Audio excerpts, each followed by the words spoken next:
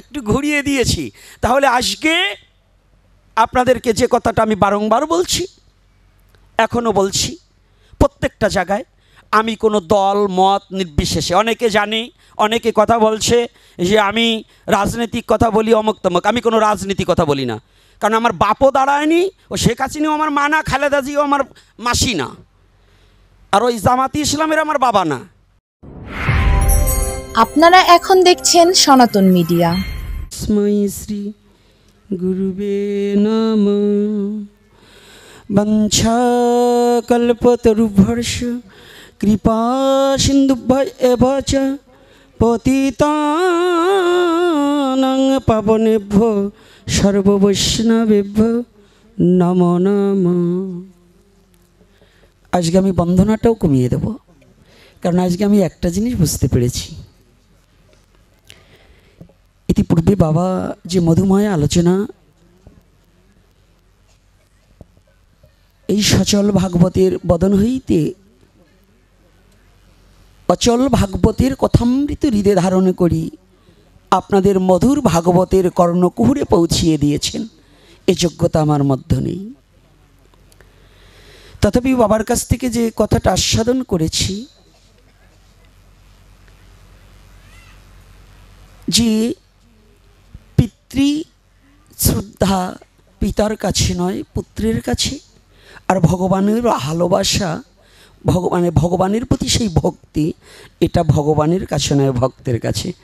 এজন্য আজকে আমি ভগবানের প্রণাম মন্ত্রটাকে স্থগিত রেখে শুধু বৈষ্ণব প্রণাম মন্ত্র দিয়ে শুরু করলাম। কারণ সাধুমুখে রসবাণী হরে হরে, আর প্রাতঃস্মরণীয় পূজ্যপাদ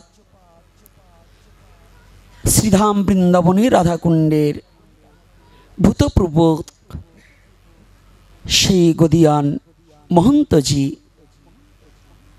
178 পণ্ডিত প্রবর শ্রীলি অনন্ত দাস গোস্বামী মহারাজ, আমি তার শ্রীপাদ পদ্মে প্রণতি জানাই।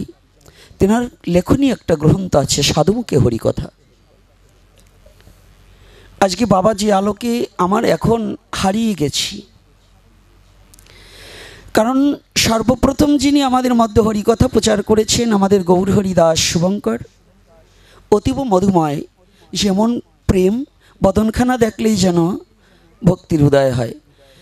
আর যার বদন নয়, অধরামৃত থেকে ভগবানের পবিত্র কৃত কথা আস্বাদন করলে মনের মলিনতা দূরীভূত হয়ে যায়। তিনি তো আমার দক্ষিণ পাশে বসেই অবস্থান করছেন। আমি আর কৃষ্ণ কথা এখন ভুলে গেছি, কৃষ্ণ কথাটা ভুলে গেছি।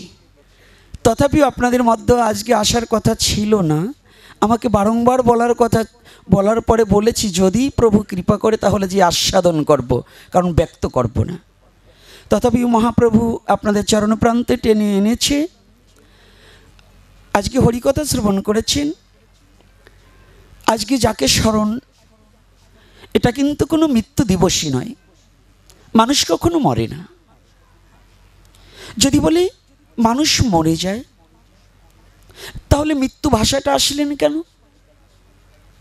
যেখানে মরার কথা, সে মরাটাকে আমরা যেখানে সংযোজন করি, ওটা কিন্তু মৃত্যু নয়। এটাকে তাহলে শ্রীমদ্ ভগবদ গীতা মিথ্যা হয়ে যাবে।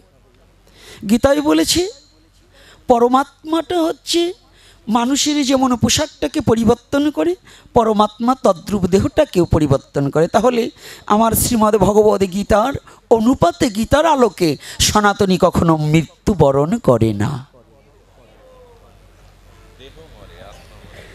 সনাতনী এমন একটা ধর্ম, আজকে আমি কিন্তু কথাটা একটু অন্য কায়দায় বলছি, একটু আস্বাদন করুন। যেহেতু দূর দূরান্ত থেকে অনেক ভক্ত এবং ভক্তিমতী মাও বাবারা আসছেন, আমি সর্বপ্রথম মায়েদের চরণে হাত রেখে বলছি মস্তকগুলো রেখে বসুন। বাবা তো শাসন করে না, কিন্তু আমি ছাড়ব না। এটা আমার এখন একটা অভ্যাস। এই অভ্যাসটা আর এই দোষটা, এটা দোষী, এই দোষটা আমার কোনো দোষ নেই, এই দোষটা আপনাদের। এর কারণ আপনাদের সবার সন্তান হলে মুখে মধু দেয়, আর আমি জন্মিবার পরে হয়তো নিম পাতা দিচ্ছে, এই জন্য আমার একটু কড়া কথাই হয়। তো যাই হোক, কারণ বাবা এত সময় ভক্তি মার্গের কথা বলেছে, আমি একটু তার উল্টো দিকে আলোচনা করছি। উল্টো দিকটা কোথায়? আমার দাদুগুরু, আমার সর্বপ্রথম গুরুদেব যিনি শ্রীল গোপালচাঁদ গোস্বামী, দ্বিতীয় যিনি যার চরণে আবার গুরুরূপে যাকে বরণ করে নিয়েছি, 178 শ্রী শ্রী মুরারি মোহন দাস বাবাজি মহারাজ। আমার সেই দাদুগুরু তিনকড়ি গোস্বামী মহারাজ তিনি বলতেন, আগে ভক্ত হওয়ার চেষ্টা করো না, আগে ভদ্র হওয়ার চেষ্টা করো। তুমি আগে ভক্ত হবে, তোমার পাত্রটা যদি পরিত্যাগী, পাত্রটা যদি পবিত্র না থাকে, আর পাত্রটা যদি তোমার পরিষ্কার না থাকে, যত মূল্যবান বস্তুই সেই পাত্রে রাখা হোক না কেন, সেই পাত্রের গুণে মূল্যবান বস্তু অনাদরীয় হয়ে যাবে, আদরের সহিত কেউ গ্রহণ করবে না। তাহলে যদি সেটা হয়, ওনার একটাই কথা ছিল যে আগে ভক্ত হতে চেষ্টা করো না, আগে ভদ্র হতে চেষ্টা করো। আর তুমি যদি ভদ্র হতে পারো না, যেমন মহন্তের স্বভাব হয় তরাতে পামর, নিজ কার্য নাই তবু যায় পরঘর। আজকে বাবার এত চমৎকার চমৎকার কিছু ভজনীয় দিক থেকে আলোচ্য বিষয় আমার এ জীবনে সম্ভব নয়। বাবা যেখানে আমাকে আলোচনার মধ্যে দাঁড় করিয়েছে, ওখানে যাওয়ার মতো কোটি জন্মেও আমার যোগ্যতা হবে না, তথাপিও বাবার সেই আলোকে কথাটা বলছি। তাহলে আমি যদি ভদ্র হতে পারি, তাহলে আমার কারো কাছে যেতে হবে না, কিন্তু এই কৃপাভাজন জন, যিনি কৃপা করবার জন্য, কৃপা নয় মহৎ করেন করুণা, মহতের করুণা, আর কৃপা করেন কারা? যদি আমি কিছু করতে পারি, আমি কিছু করলে তার বিনিময়ে আমাকে যেটা দেবে সেটা হচ্ছে কৃপা। কিছু করলে কিছু পাওয়া, এটার নাম কৃপা। আর করুণা মানে অযাচিতভাবে যদি কৃপা এসে যদি দান করে যায়, অযাচিতভাবে। তাই ওই অযাচিতভাবে পেতে হলে সে পাত্রটার তো প্রয়োজন, তা না হলে আমাকে কেন তিনি অযাচিতভাবে দান করবেন? আমার মহাপ্রভু, আমার কি যোগ্যতা আছে? একটা জিনিস বাবা বারংবার বলেছেন যে সমর্পিত। যদি কোনো ভক্ত করে কৃষ্ণে আত্মসমর্পণ, কৃষ্ণ তাহে করে আত্মসম। সনাতন ধর্মের ভজনীয় ধারার এই একটাই পথ। এত কিছু তন্ত্রমন্ত্রে কখনো ভগবানকে পাওয়া যায় না। যাগ যজ্ঞ আদি হোম ব্রত করে ভগবানকে কোনো কালে কেউ কোনো দিন পায়নি। তাহলে ওটা কেন করছি? ওটা শুধু আমাদের সাত্ত্বিক, রাজসিক, তামসিক 3 প্রকারে যে ভজন প্রণালী, এটা দেখানো এবং মানুষকে আড়ম্বরম করা, এগুলোই যাগযজ্ঞ আদি। আর নিষ্ঠায় নিষ্কৃঞ্চনভাবে অহৌতুকি প্রেম ভক্তি উপলব্ধি করতে হলে তন্ত্রে মন্ত্রে নয়, শুধু দুফোঁটা চোখের জল আর বদনে হানি তাই গৌর বলে ডাকলে যে আনন্দ উপলব্ধি করা যায়, তা কাউকে দেখানো যায় না। সেটা শুধু হৃদয়ে অনুভব এবং অনুভূতির বিষয়, তা কাউকে দেখানো যায় না, কাউকে বোঝানো যায় না। ভজনের কথাটা কাউকে দেখানো যায় না, কাউকে বোঝানো যায় না। তাহলে কে বুঝতে পারে? আমি একটু অন্য আঙ্গিকে একটা কথা বলছি, ক্ষমা সুন্দর দৃষ্টিতে দেখবে। যদি বিশ্ব জগতে কোনো একটা মা, একটা যুবতী নারী, তার বিবাহ হয়নি, তাকে যদি কোনো আমার মতো বাচাল প্রশ্ন করে, মাগো একটা সন্তান প্রসবের কেমন যন্ত্রণা, যে মেয়েটার বিবাহই হয়নি, বিয়ের ফিরিতেই বসেনি, তাকে যদি আমার মতো বাচাল প্রশ্ন করে, মা বলো একটা সন্তান প্রসবের কেমন যন্ত্রণা, সে কোনো দিনই যেমন বলতে পারে না। এ জগতে যতদিন পর্যন্ত আত্মসমর্পিত চিত্ত না হবে, ততদিন পর্যন্ত মরম দিয়ে অনুভূতির জগতে কখনো ভগবদ ভক্তি উপলব্ধি করা সম্ভব নয়। অর্থাৎ যিনি ভজন করে তিনি একমাত্র এই কৃষ্ণ প্রেমটাকে আস্বাদনের বিষয়টা বুঝতে পারে। যিনি ভজন করেনি, তাহলে ভজন কেমন? শুধু নিরামিষ খেলাম, তিলক পড়লাম, মালা নিয়েছি, আর এই শুধু গ্রন্থ পড়ে পড়ে বিশ্ব জগতে বলছি, এটা নয়। ভজন ভজন বহু প্রকার। এই যে আপনারা ছুটে এসেছেন আজকে আমার বিল্বমঙ্গল বাবার বদন হইতে হরিকথা আস্বাদনের জন্য, আজকে কিন্তু আমার আসার কথা নয়। অনেকে হয়তো এখন কষ্ট পাচ্ছেন যে আসবার বলছি জামাই আইসে পুত্র চাইল কেন ছাইকোট পানে, কারণ আজকে হরিকথা বলার কথা ছিল আমার বাবার, কিন্তু সেখানে হরিকথা বাবা কৌশলেই হতভাগা দাসের প্রতি তুলে দিয়েছে। তাহলে অনেকের অন্তরে হয়তো ব্যথা থাকতে পারে, ক্ষমা সুন্দর দৃষ্টিতে দেখবেন, কারণ বাবার মতো এত মধুময় করে হরিকথা আমি বলার মতো যোগ্যতা এবং ধৃষ্টতা আমার কোনোটাই নেই। তবুও বলছি, এই আপনারা যে এই হরিকথা শ্রবণ করবার এই অনুগত প্রাণটাকে তৈরি করেছেন, এটাও একটা ভজন। জন্মে না জন্মিল রতি শ্রী গুরু বৈষ্ণবের প্রতি, জন্ম জন্মান্তর বহুত জন্মের পুঞ্জিত ফলম হেন জন্ম লভয়তে। বহু বহু জন্ম অতিক্রম না হলে কোনোদিন কোনো সাধুগুরু বৈষ্ণবের বদন হইতে হরিকথার পিপাসা জাগ্রত হয় না। এক জন্মের স্বীকৃতিতে কখনো ভক্তের বদন হইতে হরিকথা শ্রবণের পিপাসা জাগ্রত হয় না।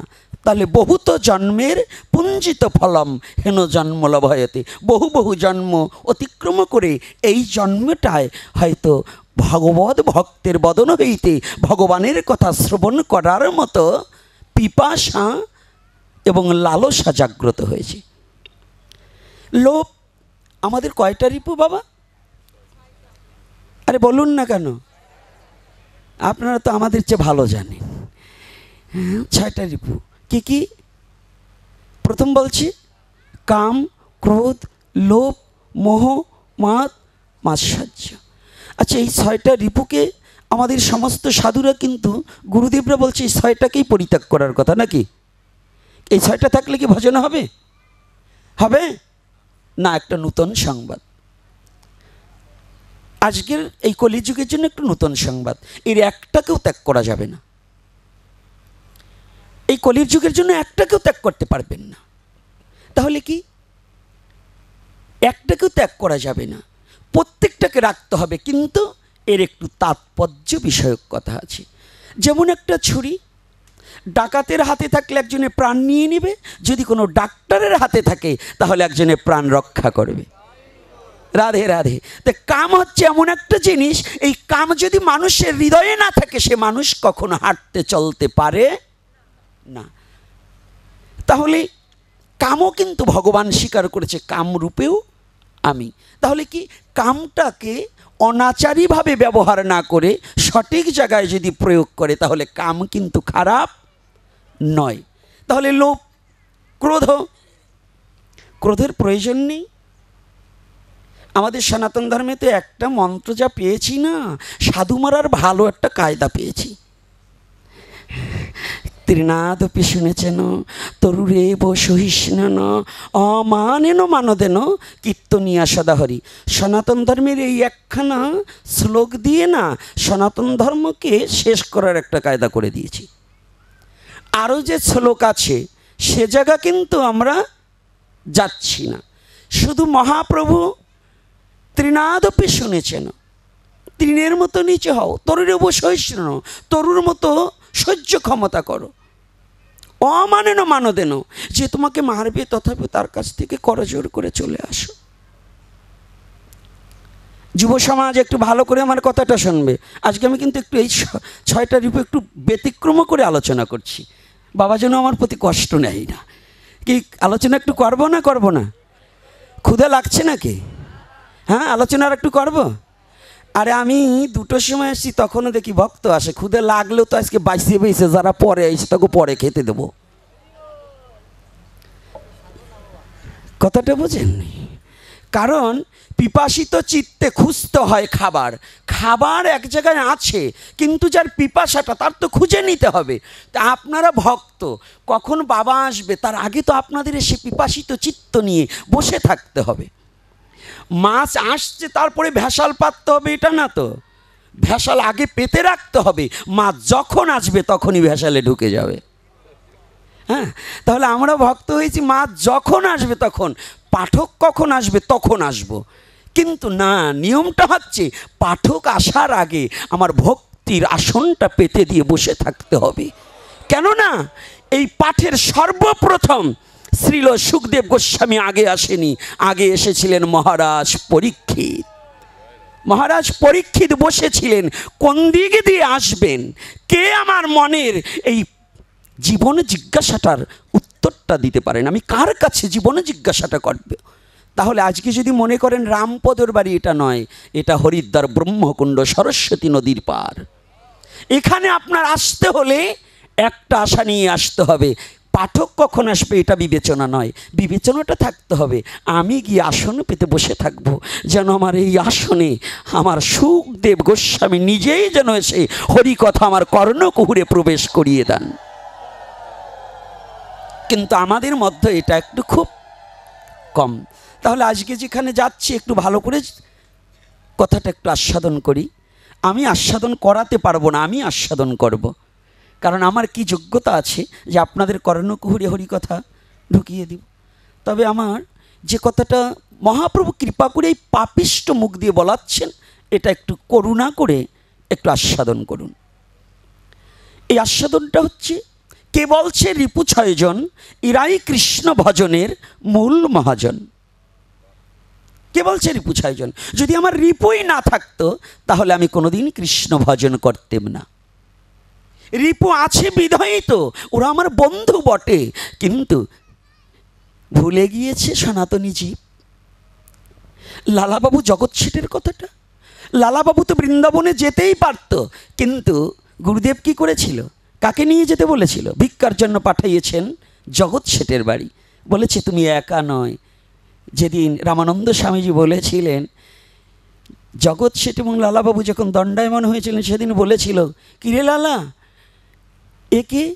বলছে যার সাথে সারা জীবন আমার মনোদ্বন্দ্ব ছিল, আজ সে আমার বন্ধু হয়ে গিয়েছে।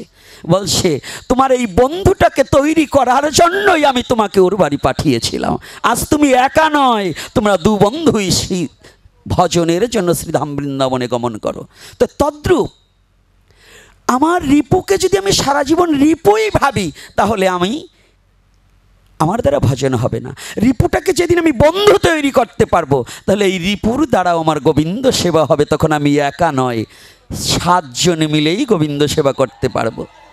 তাহলে আমরা রিপুর দোষ না দিয়ে রিপুগুলোকে বন্ধু করার প্রক্রিয়াটাকে আমাদের জানা একান্ত প্রয়োজন। তাহলে কি ক্রোধটা কোথায়?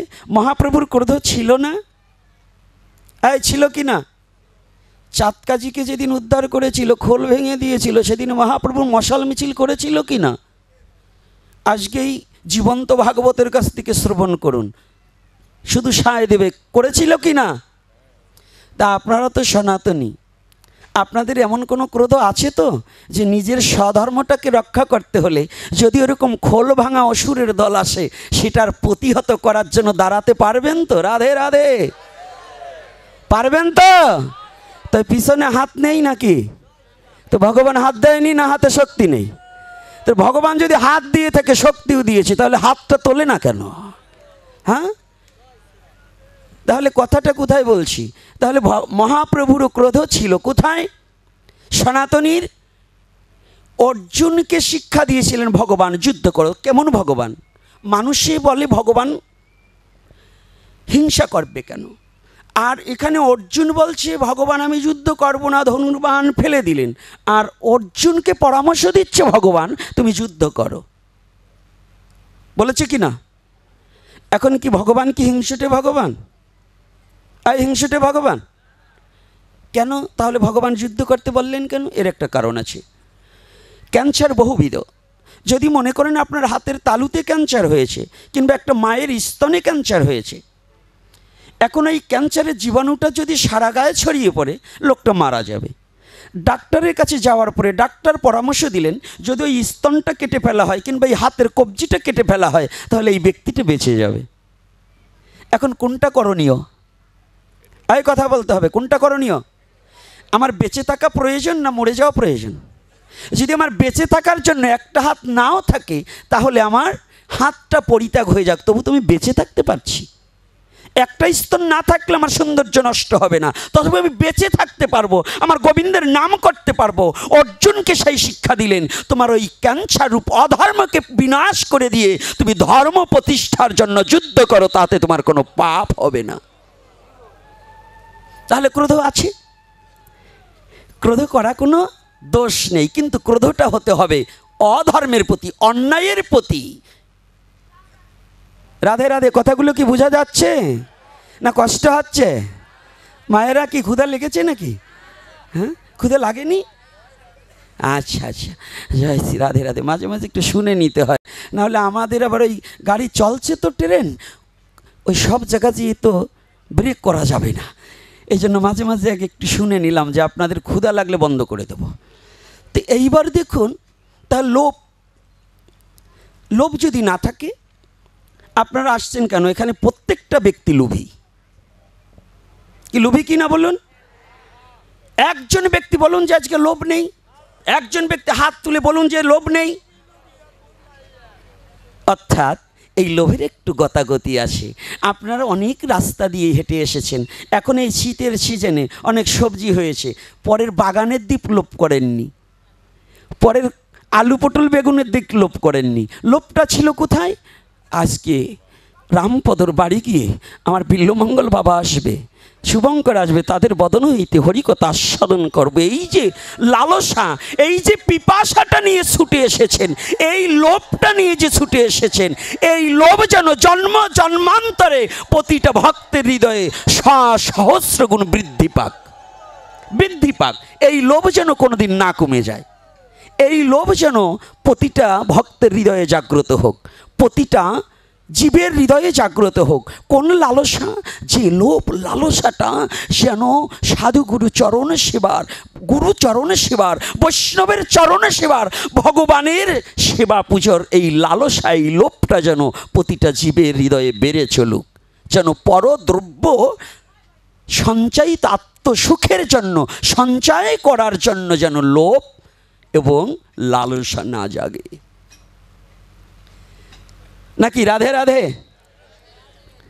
তাহলে আজকে ওখানে, তাহলে আমরা কোথায় ধরা পড়ে গিয়েছি? 10টা বাল্ব যদি ঘরের দিকে থাকে, এই 10টা বাল্ব যদি ঘরের দিকে থাকে, যত অন্ধকার হোক ঘরের মাঝে পরিষ্কার থাকবে, থাকবে কি না?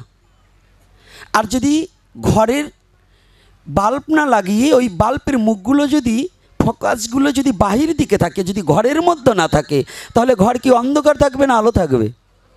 হ্যাঁ, অন্ধকার থাকবে। তো আমাদের 10 ইন্দ্রিয় ষড়রিপু, এটা আমরা অন্তর্মুখী না করে বহির্মুখী করলেই আমাদের জীবনে বিপদ। আর যদি অন্তর্মুখী করি তাহলে কি দিব্য এই হৃদয় ঘরখানা পরিষ্কার হয়ে যাবে, তখন আমার হিংসা নিন্দা অহংকার সমস্ত পালিয়ে যাবে। বলো না গো রাধে রাধে। সব যখন পালিয়ে যাবে তখন ভগবানকে খুঁজতে হবে না। ভগবানকে খোঁজার মতো যোগ্যতা পৃথিবীর কোনো জীবের হয়নি। ভগবানকে খোঁজার মতো যোগ্যতা, এত বড় ধৃষ্টতা, এত বড় সাহস, এত বড় ভজনশীলা ব্যক্তি পৃথিবীতে কোনো জন্ম হয়নি। ভগবানকে খুঁজবে, কারণ আমি ভগবানের কি সেবা পুজো জানি, আমার বলতে কি আছে যে আমি ভগবানকে দেব? আপনি বলুন তো, যে পুষ্পটা আজ ভগবানের চরণে দিয়েছেন, এই পুষ্পটা কার?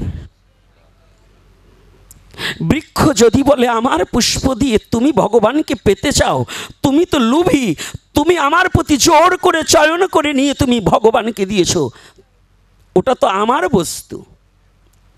তুলসী যদি পত্রটা আপনি চয়ন করে এনেছেন, তুলসী যদি বলে ওটা তো আমার, তুমি কি দিয়েছো? তুমি ভগবানকে পেতে চাও? তোমার কি আছে? তুমি কি দিয়েছ? যে জলগুণ্ডুস দিয়েছ, গঙ্গা দেবী যদি বলে তুমি কাকে দিয়েছ, ওটা তো আমার। ভগবান বললেন যদি তোমার কোনো বস্তু থাকে সেই বস্তুটা দাও। শুদ্ধ ভক্ত বললেন, তাহা নয় প্রভু, তুমি যে কথাটা বলেছ সেটাও নয়। কেননা আমি যে বদনে হা কৃষ্ণ বলবো, এই বদনখানাও তো তোমার দেওয়া।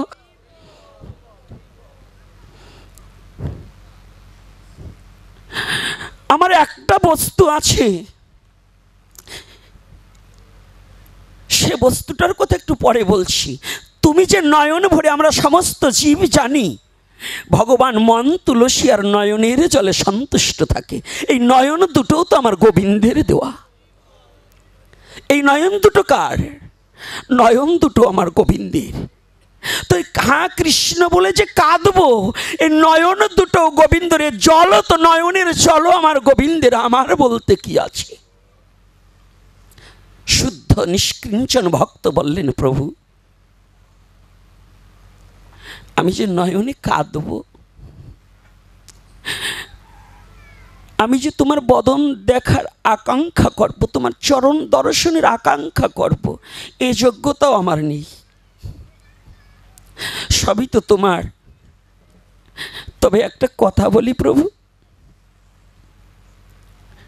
যদি তুমি কৃপা করে গ্রহণ করো, আমার একটা বস্তু আছে, সে বস্তুটা কি জানো? এই নয়নের জল তোমার, মনও তোমার, বদনও তোমার, কর্ণও তোমার, সবই তোমার, শুধু আমার একটু আছে অহংকার।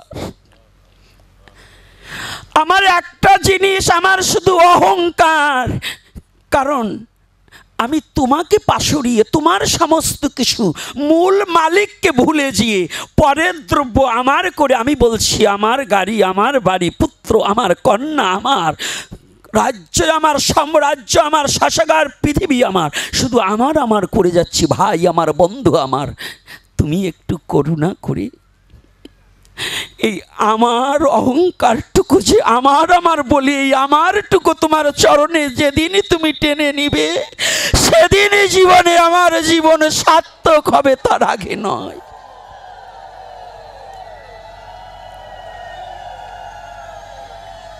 সেদিন আমার জীবনে সার্থক হবে, যেদিন আমার আমার যবে যাবে, তবে দেহ শুদ্ধ হবে। যতদিন আমার আছে ততদিন পর্যন্ত দেহ শুদ্ধ নয়। যেদিন আমার আমিত্ব তোমার স্বামিত্বতে মিশিয়ে দিতে পারবো, সেদিন হয়তো আমার এই তোমাকে পাওয়ার নয়, তোমার ভক্তকে ভালোবাসার বিন্দু মাত্র।